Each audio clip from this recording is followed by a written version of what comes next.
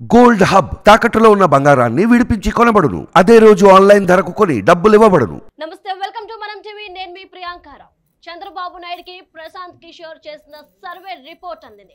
అసలు ఈ survey report లో ఏముంది, ప్రశాంత్ కిషోర్ చేసిన సర్వే ఏం చెప్తుంది అనేది ఒకసారి చూస్తే 130 సీట్లు కూటమి గెలుచుకోబోతుంది. కంగ్రాచులేషన్స్ టు బాబు గారు అంటూ ఆ సర్వే రిపోర్ట్ లో ఉన్నట్టు తెలుస్తోంది. ఇక ఈ సర్వే రిపోర్ట్ చూసిన బాబు గారు ఎంతో సంతోషంగా ఉన్నట్టు తెలుస్తోంది. అసలు ఈ సర్వే ఏం చెప్తుంది, ఇంకా అలానే ఈ సర్వే రిపోర్ట్ లో ఇంకేం అంశాలు ఉన్నాయి అనేది మనతో డిస్కస్ చేయడానికి ఈ రోజు మా కొలీగ్ వలి గారు ఉన్నారు. వలి గారు నమస్తే. నమస్తే ప్రియాంక, చెప్పండి. వలి గారు, మొత్తం మీద చూస్తే ప్రశాంత్ కిషోర్ ఏదైతే సర్వే చేశారో ఆ సర్వే రిపోర్ట్ బాబు గారికి అందినట్టు తెలుస్తోంది. అసలు ఏంటి సర్వే, ఆ సర్వేలో అసలు ఏమేమి అంశాలు పొందుపరిచారు? సో ఎస్ ప్రియాంక, గత కొన్ని రోజులుగా మనం చూస్తూనే ఉన్నాము. ప్రశాంత్ కిషోర్ ఆంధ్రప్రదేశ్కి సంబంధించి, ఆంధ్రప్రదేశ్ రాజకీయాలకు సంబంధించి చాలా స్పష్టంగా మాట్లాడుతూ ఉన్నారు. గతంలో ఇచ్చిన ఇంటర్వ్యూలో కూడా వైఎస్ జగన్మోహన్ రెడ్డి గారు ఈసారి పరాజయం పొందబోతున్నారు, అత్యంత ఘోర పరాజయం వైఎస్ జగన్మోహన్ రెడ్డి పొందబోతున్నారని చెప్పి చాలా ఇంటర్వ్యూలు కూడా ఆయన మాట్లాడే పరిస్థితి కనిపిస్తుంది.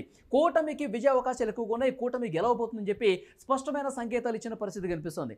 ముఖ్యంగా ఇప్పుడు చంద్రబాబు నాయుడు గారు పోలింగ్ ముగిసిన తర్వాత అమెరికాకి వెళ్ళారు. ప్రశాంత్ కిషోర్ గారు గత కొన్ని రోజులుగా అనేక రాష్ట్రాల్లో ఉన్న పరిస్థితులకు సంబంధించి, దేశవ్యాప్తంగా ఉన్న పరిస్థితులకు సంబంధించి అనేక ఇంటర్వ్యూల్లో మాట్లాడుతున్నారు. ప్రశాంత్ కిషోర్ ఐపాక్ ఆంధ్రప్రదేశ్లో కలిసి పనిచేయట్లేదు, ఆయన ఐపాక్ టీంతో నుంచి బయటకు వచ్చారు. సో బయటకు వచ్చిన తర్వాత నిశ్చితంగా ప్రస్తుతం ఉన్న పరిస్థితుల్ని ఆయన గమనిస్తూ ఉన్నారు. ఆయన ఒక సొంత టీంతో తనకు ఇంట్రెస్ట్ ఉన్నటువంటి స్టేట్లకు సంబంధించి ఆయన సర్వే చేయించుకున్నట్టుగా తెలుస్తుంది. ముఖ్యంగా ఆంధ్రప్రదేశ్ విషయానికి సంబంధించి గత కొన్నాళ్ళుగా ఆయన మాట్లాడుతూ ఉన్నారు. వైఎస్ జగన్మోహన్ రెడ్డి గారు ఎందుకు ఓడిపోతున్నారు, దానికి కారణాలు ఏంటో కూడా గత ఇంటర్వ్యూలో చాలా సందర్భాల్లో చెప్పిన పరిస్థితి కనిపిస్తుంది. సో గత సంవత్సరం చంద్రబాబు నాయుడిని నేరుగా లోకేష్తో కలిసిన పరిస్థితి మనం చూసాం. ఎందుకంటే ఆంధ్రప్రదేశ్లో వైఎస్ జగన్మోహన్ రెడ్డి గారికి వ్యతిరేక గాలి వీస్తోంది. వైఎస్ జగన్మోహన్ రెడ్డి గారి ప్రభుత్వం ఈసారి ఉండబోదు అని చెప్పి ఆయన గతంలోనే కొంత సమాచారం ఉంది. సో దాన్నే చంద్రబాబు నాయుడు గారితో కూడా పంచుకునే పరిస్థితి కనిపిస్తుంది. ఇప్పుడు పోలింగ్ ముగిసిన తర్వాత ఆయనకు ఉన్నటువంటి రిపోర్ట్స్ను బహిర్గతమైనట్టుగా తెలుస్తుంది. ఒక రిపోర్ట్ను నారా చంద్రబాబు నాయుడుకి పంపించినట్టుగా మనకి తాజాగా వస్తున్న సమాచారం. ప్రస్తుతం సోషల్ మీడియాలో ఇదే హాట్ టాపిక్గా కనిపిస్తుంది. 130 స్థానాలు రాబోతున్నాయి. 130 స్థానాలు +-10 అనమాట. 130కి 10 అటు ఇటు కావచ్చు, 10 తక్కువ కావచ్చు, ఎక్కువ కావచ్చు. అంటే 120 నుంచి 140 స్థానాల వరకు కూటమి గెలిచే అవకాశాలు చాలా స్పష్టంగా కనిపిస్తున్నాయి. ఎందుకంటే ప్రశాంత్ కిషోర్ గతంలో కూడా మనం చూసాము, కేవలం జగన్మోహన్ రెడ్డి గారు సంక్షేమ పథకాలను నమ్ముకున్నారు, ఒక ప్రొవైడర్గా వ్యవహరిస్తున్న పరిస్థితి కనిపిస్తుంది. అంటే తాను ఒక రాజులాగా భావించి ప్రజలకి ఇట్లా డబ్బులు ఇచ్చేస్తే వాళ్ళు ఓట్లు వేసేస్తారు, అభివృద్ధి అవసరం లేదు, వాళ్ళకి యువతకు ఉద్యోగాలు అవసరం లేదు. సో ఈ ఫ్యాక్టర్స్ ఏవి పట్టించుకోకుండా రాష్ట్రానికి సంబంధించిన అభివృద్ధి, డెవలప్మెంట్ కావచ్చు, సో యువతకు మంచి అవకాశాలు కావచ్చు, సో రైతులకు కావచ్చు, మహిళలకు కావచ్చు, అన్ని వర్గాలకు కూడా కేవలం డబ్బులు పనిచేస్తే సరిపోతుంది, రాష్ట్రాన్ని పట్టించుకోకపోయినా పర్లేదు. సో ఇదే ఆలోచనతో ఒక ప్రొవైడర్ లాగా భావించి ఆయన వ్యవహారం ఉంది. కాబట్టి సో ఆంధ్రప్రదేశ్ ప్రజలు దీన్ని సహించే పరిస్థితి లేదు. సో దీన్ని చాలా కాలంగా అబ్జర్వ్ చేస్తూ ఉన్నారు ప్రజలు. సో ఇది నెగిటివ్గా మారే అవకాశం కనిపిస్తుంది. డెఫినెట్గా ఆంధ్రప్రదేశ్లో జగన్మోహన్ రెడ్డి గారికి వ్యతిరేకమైనటువంటి సంకేతాలు ఇస్తున్నాయని చెప్పి చాలా స్పష్టంగా కనిపిస్తుంది. గతంలో కూడా జాతీయ ఛానల్స్కి ఇంటర్వ్యూలో కూడా ఇదే రకమైనటువంటి విషయాన్ని చెప్తూ ఉన్నారు ప్రశాంత్ కిషోర్. చాలా బల్లగుద్ది చెప్తున్నారు. గతంలో కూడా చాలా సందర్భాల్లో చెప్పారు, ఆంధ్రప్రదేశ్లో వైఎస్ జగన్మోహన్ రెడ్డి గారికి ఓటమి తప్పదు, వైసీపీ ఓడిపోక తప్పదు అని చెప్పి చాలా స్పష్టంగా చెప్పారు. ఇప్పుడు పోలింగ్ తర్వాత కూడా దీనికే కట్టుబడి ఉన్నారు ప్రశాంత్ కిషోర్. సో దీని నుంచి పట్టు సడలకుండా ఇదే విషయానికి కట్టుబడి సో భారీగా పోలింగ్ శాతం నమోదైన విషయాన్ని కూడా ఆ లేఖలో ప్రస్తావించినట్టుగా తెలుస్తుంది. ప్రశాంత్ కిషోర్ రిపోర్ట్లో కొన్ని ముఖ్యమైన విషయాలు ఏంటంటే, సో భారీగా పోలింగ్ శాతం నమోదైంది, అది డెఫినెట్గా ప్రభుత్వ వ్యతిరేకతను తెలియజేస్తుంది. అన్ని వర్గాలు కూడా మెజారిటీ ప్రజలు ప్రభుత్వానికి వ్యతిరేకంగా ఓటు వేశారు, పనిచేశారు. గతంలో మనం చూసాం ప్రియాంక, సజ్జల రామకృష్ణారెడ్డి మాట్లాడారు. సో ముఖ్యంగా ఆయన మాటలు బట్టి మనం అర్థం చేసుకోవాల్సిన విషయం ఏంటంటే, భారీగా పోలింగ్ నమోదైందంటే మహిళలు, గ్రామీణులు ఎక్కువగా పోలింగ్లో పాల్గొన్నారు, ఓటు వేశారు. సో డెఫినెట్గా సంక్షేమ పథకాల లబ్ధిదారులు ఆంధ్రప్రదేశ్ ప్రభుత్వానికి, వైఎస్ఆర్సీపీకి, జగన్మోహన్ రెడ్డి గారికి అత్యంత అనుకూలంగా వ్యవహరించబట్టే సో అంత భారీ పోలింగ్ నమోదైందని చెప్పి సజ్జల రామకృష్ణారెడ్డి చెప్పుకున్న పరిస్థితి కనిపిస్తుంది. కానీ మనకు వస్తున్నటువంటి తాజా రిపోర్ట్, ప్రశాంత్ కిషోర్ రిపోర్ట్ను బట్టి చాలా క్లియర్గా అర్థమవుతుంది. భారీగా పోలింగ్ శాతం నమోదైందంటే కనుక, దేశ విదేశాల నుంచి కూడా ఓటు వేయడానికి వచ్చారంటే కనుక పక్క రాష్ట్రాల్లో బస్సులు కట్టుకుని మరి తమ సొంత వెహికల్స్ పెట్టుకుని వచ్చారంటే కనుక ఇంత భారీ పోలింగ్ నమోదైందంటే డెఫినెట్గా జగన్కు వ్యతిరేకంగా ఓటేశారు ప్రజలందరూ. ఆంధ్రప్రదేశ్లో ఉన్నటువంటి బాధితులు ఎవరైతే ఉన్నారో వాళ్ళు ఓటేయడంతో పాటు ఈ ప్రభుత్వం మారాలని సొంత రాష్ట్ర ప్రజలు ఎవరైతే కోరుకున్నారో వాళ్ళు ఓటేయడంతో పాటు బయట నుంచి కూడా వచ్చినటువంటి ఆంధ్రప్రదేశ్ వాసులు బలంగా కూటమికి ఓటు వేశారు. కాబట్టి కూటమి చాలా సునాయాసంగా గెలిచే అవకాశం ఉందని చెప్పి చాలా స్పష్టంగా ఉన్నటువంటి పరిస్థితి కనిపిస్తుంది. సో డెఫినెట్గా ప్రశాంత్ కిషోర్ గతంలో కూడా చాలా రాష్ట్రాల్లో పనిచేశారు. ఐపాక్ టీంతో కలిసి ఉన్నారు. ఐపాక్ టీంతో అనేక రాష్ట్రాల్లో సర్వేలు చేసి ఆయా పార్టీలకి అనుకూలంగా పనిచేసి వాళ్ళని విజయ తీరాలకు చేర్చినటువంటి పరిస్థితి. 80% రాష్ట్రాల్లో 80% ఆయన ట్రాక్ రికార్డ్ చూసుకుంటే కనుక సక్సెస్ అయిన పరిస్థితి కనిపిస్తుంది. అనేక పార్టీలని ప్రభుత్వాలుగా మార్చే ప్రభుత్వంలోకి తీసుకొచ్చే ప్రయత్నం ఆయన గతంలో చేశారు. డెఫినెట్గా సఫలీకృతులు అయ్యారు. సో ప్రశాంత్ కిషోర్ ఏదైతే సర్వే చేస్తారో, ప్రశాంత్ కిషోర్ ఏదైతే చెప్తారో, సో దానికి ఎంతో కొంత నమ్మదగిందిగా ప్రజలు కూడా భావిస్తున్న పరిస్థితి కనిపిస్తుంది. పార్టీలు కూడా భావిస్తున్నాయి. కాబట్టి ప్రశాంత్ కిషోర్ ఆయన్ని యూజ్ చేసుకుని ఆయన టీంని వాడుకుని సో పార్టీలు ప్రభుత్వంలోకి వచ్చే పరిస్థితి ఉంటుంది. సో డెఫినెట్గా ప్రశాంత్ కిషోర్ మాటలు నమ్మదగిందే. ఇప్పుడు ప్రశాంత్ కిషోర్ ఏదైతే లేటెస్ట్ రిపోర్టు పోలింగ్ తర్వాత 81.86% భారీ పోలింగ్ నమోదైన తర్వాత ఆంధ్రప్రదేశ్లో ఉన్నటువంటి అన్ని జిల్లాలకు సంబంధించి రిపోర్ట్స్ సేకరించుకొని అన్ని జిల్లాల్లో ఆయా నియోజకవర్గాల్లో ఎలాంటి పరిస్థితులు ఉన్నాయో బేరీజు వేసుకుని గతంలో ఏదైతే చెప్పారో దానికి కట్టుబడి 130కి పైగా స్థానాల్లో గెలిచే అవకాశం కనిపిస్తుంది. +-10 120 నుంచి 140 మధ్య ఏదో ఒక నెంబర్ వచ్చే అవకాశం చాలా స్పష్టంగా కనిపిస్తుందని ఆ రిపోర్ట్లో తెలుస్తుంది. అడ్వాన్స్ కంగ్రాచులేషన్స్ బాబు గారు అని చెప్పి కూడా ఆయన పంపించిన పరిస్థితి కనిపిస్తుంది. సోషల్ మీడియాలో ప్రస్తుతం ఇదే విషయం హాట్ టాపిక్ అయినటువంటి పరిస్థితి కనిపిస్తుంది. ఎందుకంటే ఇంకా ఎన్నో రోజులు లేదు. ప్రశాంత్ కిషోర్ ఈ మాట ఇప్పుడు చెప్తున్నారు కానీ సో ఇక రిజల్ట్కి ఎన్ని రోజుల సమయం ఉంది? 4వ తారీఖు రిజల్ట్ వచ్చేస్తుంది. ఎవరి భవితవ్యం ఏంటో తెలిసిపోతుంది. ఆయన గత సంవత్సర కాలంగా చెప్తున్నారు. గతంలో కూడా కూటమి వైపే ఉన్నారు, ప్రజలు జగన్కి వ్యతిరేకంగా ఉన్నారని చెప్తున్నారు. ఎలక్షన్స్కి అంటే ఎన్నికలు కూడా రావడానికి ముందు చెప్పారు. ఎన్నికలు కూడా వచ్చిన తర్వాత జాతీయ ఛానల్స్కి ఇంటర్వ్యూస్ చెప్తున్నారు. ఇప్పుడు కూడా చెప్తున్నారు. ఇంకా రిజల్ట్ వారం 10 రోజుల్లో వస్తుందనగా కూడా దీనికి స్టిక్ అనిపోయి చాలా బలంగా బల్లగుద్ది మరీ చెప్తూ ఉన్నారు. సో ప్రశాంత్ కిషోర్ చెప్తున్నటువంటి ఈ విషయాలు రిపోర్ట్ను బట్టి చాలామంది కూడా దీన్ని సర్క్యులేట్ చేస్తున్న పరిస్థితి కనిపిస్తుంది సోషల్ మీడియాలో. ఇంకొక మాట కూడా చెప్పారు. చాలామంది కూడా తమ కాన్ఫిడెన్స్ని కోల్పోకుండా ఇంకా ప్రకటనలు చేస్తూనే ఉన్నారు కదా అని చెప్పి ఒక అడిగిన ప్రశ్నకు ఆయన గతంలో ఒక మాట చెప్పారు. వైఎస్ జగన్మోహన్ రెడ్డి గారు చాలా కాన్ఫిడెన్స్గా కనిపించారు. 151 స్థానాల కంటే గతంలో 2019లో 151 వచ్చాయి. దానికి మించి ఈసారి విజయం మనల్ని వరిస్తుంది అని చెప్పి ఆయన ఒక మాట చెప్పారు. సో అద్భుతమైన విజయం ఈసారి మనం సాధించబోతున్నాం అని చెప్పారు. సో దీనికి కౌంటర్ ఇస్తూ ప్రశాంత్ కిషోర్ ఒక మాట చెప్పారు.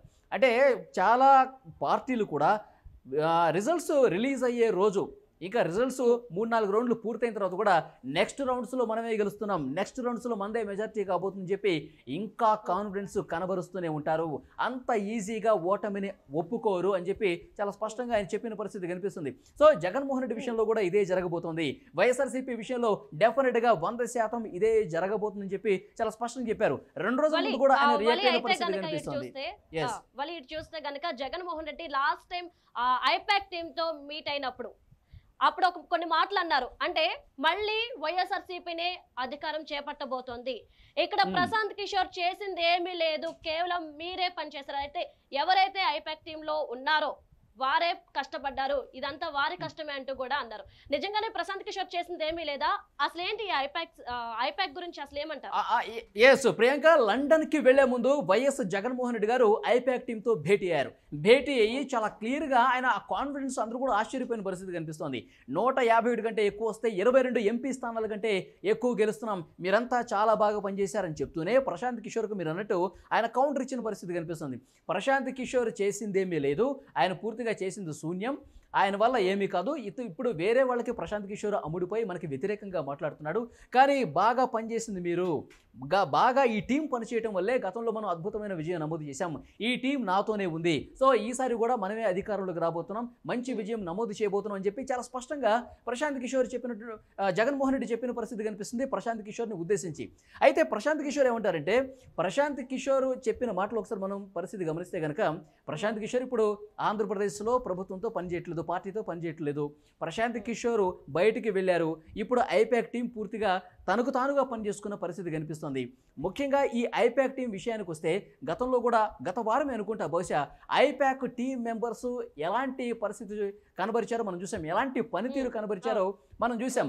ఒక్కొక్కరు అందులో కనిపించేటువంటి ఒక్కొక్కరు ఏ రకమైనటువంటి భాష వాడారు, అసలు అంటే లబ్ధిదారులుగా తమను తాము చిత్రీకరించుకుని ఏ విధంగా కామెడీని పండించారో మనం చూసాం. అంటే ఐప్యాక్లో పనిచేసే మెంబర్సే ఆయా జిల్లాల్లోకి వెళ్ళిపోయి, ఆయా నియోజకవర్గాల్లోకి వెళ్ళిపోయి మేమే లబ్ధిదారులు అని చెప్పుకుంటూ వాళ్ళు ఏ రకంగా మాట్లాడారో మనం చూసాం. వాళ్ళు ట్రోల్ అయిన పరిస్థితి కూడా మనం చూసాం. అంటే సో పూర్తిగా ఆంధ్రప్రదేశ్లో ప్రభుత్వం బాగుంది, వైఎస్ఆర్సీపీ చాలా బాగా పనిచేస్తుంది, నాకు ఇల్లు వచ్చిందండి, నవరత్నాల్లో భాగంగా ఆ సంక్షేమ పథకంలో భాగంగా నేను లబ్ధిదారుల్ని, నాకు ఇల్లు వచ్చింది, తర్వాత నాకు చేయూత వచ్చింది, సో నాకు ఉద్యోగం వచ్చిందని చెప్పి వాళ్ళు లబ్ధిదారులుగా నిజమైన పేద ప్రజలకు సంబంధించిన లబ్ధిదారులు ఎవరైతే ఉంటారో వాళ్ళతో మాట్లాడించాలా, వీళ్లే చిత్రీకరించుకొని ప్రభుత్వం బాగా పనిచేస్తుంది, జగనన్నే మాకు కావాలి, జగనన్నకే మేము మళ్ళీ ఓటేస్తాము, జగనన్న అసలు చంద్రబాబు పవన్ కళ్యాణ్ ఎవరండి, జగనన్న ఉండగా అని చెప్పి సో పూర్తిగా ఎత్తేసే కార్యక్రమానికి వాళ్ళు శ్రీకారం చుట్టారు. రాష్ట్ర వ్యాప్తంగా వీళ్ళు ఏ రకంగా పనిచేశారు, అభూత కల్పన చేసి ఒక మాయా ప్రపంచాన్ని ఏ విధంగా సృష్టించారు ప్రభుత్వానికి అనుకూలంగా అని చెప్పి వాళ్ళకి సంబంధించిన బయటకు వచ్చిన తర్వాత, మాట్లాడిన విషయాలు బయటకు వచ్చిన తర్వాత సో రాష్ట్రం మొత్తం చూసింది కదా. మరొక ముఖ్యమైన విషయం ప్రియాంక, విశాఖలో గ్లోబల్ ఇన్వెస్టర్స్కి సంబంధించి పెట్టుబడులకు సంబంధించి ఒక సదస్సు జరిగితే ఐప్యాక్లో ఉన్న మెంబర్సే వాళ్ళు డ్రెస్సులు వేసుకుని ఐడి కార్డ్స్ పెట్టుకుని మేము లండన్ నుంచి వచ్చాము, మేము సింగపూర్ నుంచి వచ్చాము, మేము యువ పారిశ్రామికవేత్తలు అని చెప్పి చెప్పుకున్న పరిస్థితి కనిపిస్తుంది. కట్ చేస్తే మొన్న ఐప్యాక్ టీంతో సెల్ఫీ దిగారు కదా వైఎస్ జగన్మోహన్ రెడ్డి గారు, ఆ సెల్ఫీలో చాలా స్పష్టంగా వాళ్ళ ముగ్గురు కూడా కనిపించిన పరిస్థితి కనిపిస్తుంది. అంటే యువ పారిశ్రామికవేత్తలు ఎవరు రాలేదు, సింగపూర్ నుంచి ఎవరు రాలేదు, పెట్టుబడులు ఎవరు పెట్టలేదు, ఆంధ్రప్రదేశ్లో అసలు పెట్టుబడులు పెట్టిన పరిస్థితి లేదు, ఉన్న పరిశ్రమలు కూడా బయటకు పోయిన పరిస్థితి కనిపిస్తుంది, ఉన్న ఉద్యోగాలు కూడా కోల్పోయిన పరిస్థితి కనిపిస్తుంది. సో పేద రాష్ట్రంగా మిగిలిపోయింది ఆంధ్రప్రదేశ్ అని సో ఎవరైతే విమర్శలు చేస్తున్నారో అది నిజమయ్యే విధంగా ఐప్యాక్ టీం వ్యవహారం కనిపించిన పరిస్థితి మనం క్లియర్గా అబ్జర్వ్ చేశాం.